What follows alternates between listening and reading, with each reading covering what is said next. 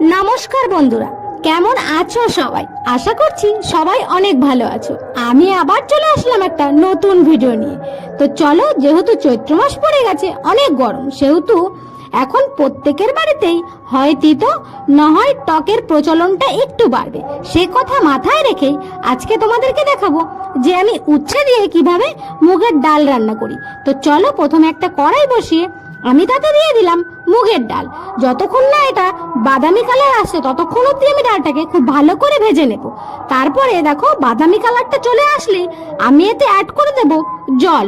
জল অ্যাড করার পরে যতক্ষণে ডালটা সেদ্ধ হতে লাগুক ততক্ষণ চলো তোমাদেরকে বলি যে আজকে এই রেসিপিটা আমি সাধারণত দুটো মানুষের কথা মাথায় রেখেই বানিয়েছি।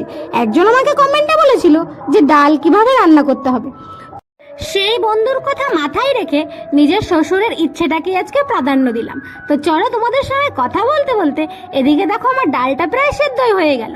তো আমি এভাবে খুন্তির সাহায্যে ডালটাকে কিন্তু ভেঙে নেব। তোমাদের বাড়িতে যদি ডাল ঘাটানি থাকে অবশ্যই ডাল ঘাটানি দিয়ে ঘেটে নেবে। তারপরে আমি এতে জল অ্যাড করে দেবো আমার প্রয়োজন মতো। জল অ্যাড করে দেওয়ার পরে আমি এতে আরও একটা জিনিস দেবো, সেটা হচ্ছে সজিনা ডাঁটা। তো আমি এর মধ্যে সজিনা ডাঁটাগুলো দিয়ে দেওয়ার পরে তারপরে দিয়ে দেবো লবণ, তারপরে দিয়ে দেবো পরিমাণ মতো হলুদ। হলুদ আর লবণ দিয়ে দেওয়ার পরে এটা যতক্ষণে হতে লাগছে ততক্ষণে চলো আমি পাশের উনুনটায় আর একটা কড়াই বসিয়ে দিই। কড়াই বসিয়ে দিয়ে আমি উচ্ছেটাকে খুব ভালো করে ভেজে নেব। আমার এই রান্নার ভিডিওগুলো তোমাদের কেমন লাগে? যদি ভালো লাগে তাহলে লাইক, কমেন্ট আর শেয়ার করতে একদম ভুলবে না। কড়াই বসিয়ে আমি এতে দিয়ে দিলাম সরিষার তেল। তার মধ্যে আমি দিয়ে দেবো উচ্ছে। যতক্ষণ না উচ্ছেগুলো হালকা বাদামি কালার হবে ততক্ষণ আমি উচ্ছেগুলোকে খুব ভালো করে ভেজে নেব। এদিকে দেখো, উচ্ছে ভাজতে ভাজতে প্রায় বাদামি কালার হয়েই গেছে। তারপরে আমি উচ্ছেগুলোকে তুলে নেব একটা পাত্রের মধ্যে। বন্ধুরা, আমার এই রেসিপিগুলো তোমরা বাড়িতে অবশ্যই ট্রাই করে দেখবে। আশা করব যে রেসিপিগুলো তোমাদের খুব পছন্দ হবে। দেখো, উচ্ছেটা তুলে নিয়ে ওই তেলের মধ্যেই আমি দিয়ে দেবো শুকনো লঙ্কা, তেজপাতা আর জিরে। এই ফোড়নটা আমি ভালো করে ভেজে নেব। আর ওদিকে যে উচ্ছেটা আমি তুলে রেখেছিলাম সেই উচ্ছেটা চলো ডালের মধ্যে দিয়ে দিই। ডালের মধ্যে দিয়ে দিয়ে পাশের ওই কড়াইয়ের ফোড়নটা আমি সেইটাও কিন্তু এক এক করে অ্যাড করে দেবো এই ডালটার মধ্যে। তো চলো, দিয়ে খুব ভালো করে ডালটা ফুটে গেলে তারপরেই আমি আরও একবার ফোড়ন দেব কিন্তু আমি এই ডালটাতে।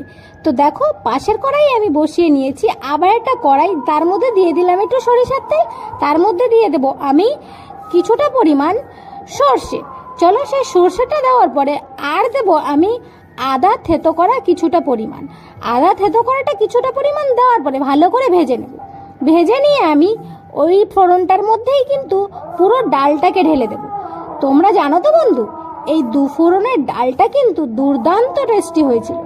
তো তোমরা কিন্তু বাড়িতে অবশ্যই ট্রাই করে দেখবে, তোমাদের কিন্তু অনেক পছন্দ হবে।